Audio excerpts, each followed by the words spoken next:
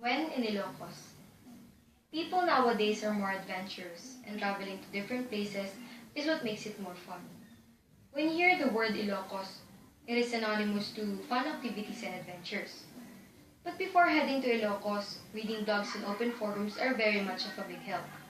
In there, you'll get to see tips about fair prices, names and locations of places to visit, and other tips for you to enjoy your stay.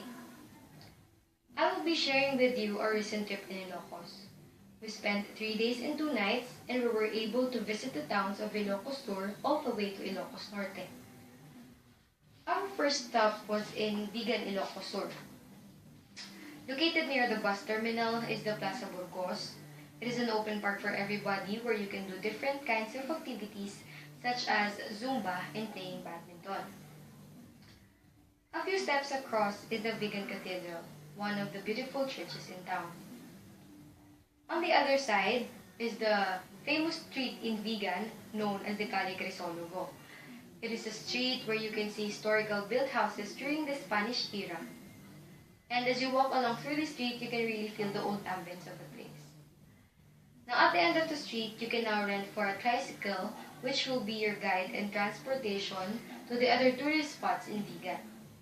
You will be taken to different museums, pottery making, loom weaving, St. Augustine Church, the Bantay Bell Tower, the Baluarte, a local zoo owned by Governor Chavit Singson, and the Hidden Garden.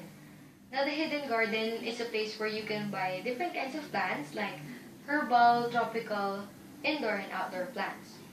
But also, Hidden Garden is known as one of the best restaurants in town, so make sure you'll get there before mealtime so you'll have a place to sit. So after the vegan tour, you can now rent for a van which will bring you to the other tourist spots of the towns of Paway and Lawag in Ilocos Norte. So that was our second stop.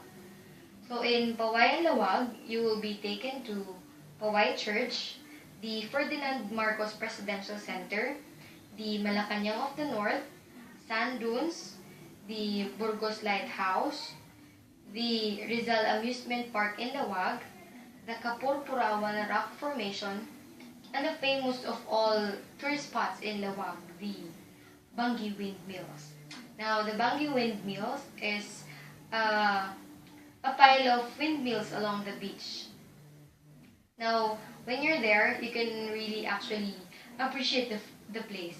It is somehow feel like you're not in the Philippines actually. So on our third stop, since we're already in the north, you can now go to Pagudpod, Ilocos Norte. Now Pagudpod is known as the place with white sand beaches. But before heading to Pagudpod, you should drop by the Patapat Bridge, the Patapat Viaduct, I should say. Now, Patapat Viaduct is a 1.3 kilometer long and is known as the fourth longest bridge in the Philippines. Now, Patapat Viaduct is the bridge connecting the Ilocos and the Cagayan Valley.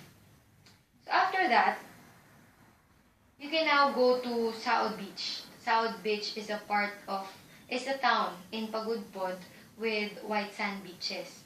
Now in Saud, there are lots of cheap homestays and eateries along the Saud Beach, but also you can do camping in the Saud Beach, in the strip of the Saud Beach. So that's it. That's the tourist spots in Ilocos where you can visit.